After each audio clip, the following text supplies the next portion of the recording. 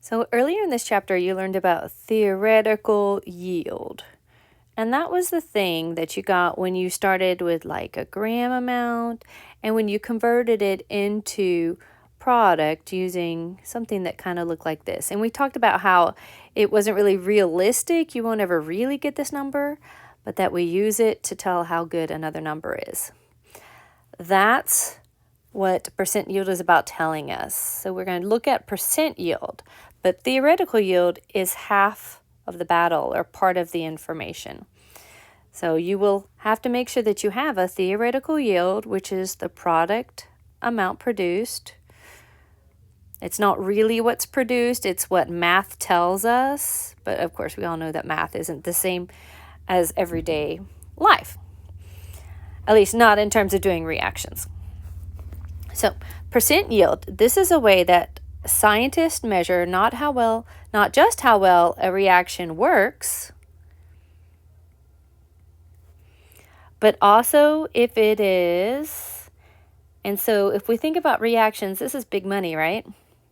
It also tells if it is financially and realistically feasible to continue with the reaction on a large scale. So if your percent yield, as a little note, were like 99% or even 90%, that's a pretty nice yield for most reactions. And so those kind of numbers are numbers that manufacturing companies like to see because it means that they won't lose as much of their reactant that they spent money buying to make the product.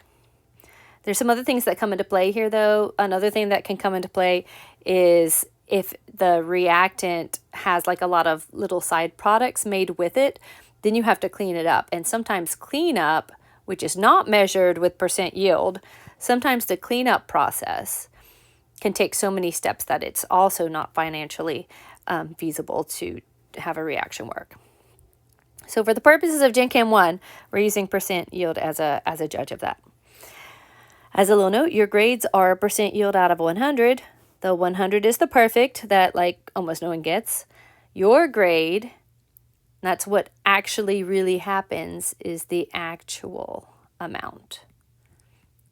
So this is like in a perfect world, someone might make a 100%, but really you make another number. Let's say you make a 96. Well, your actual grade out of 100%, which is your theoretical, gives you the percent yield. So you definitely want to identify numbers in a problem really clearly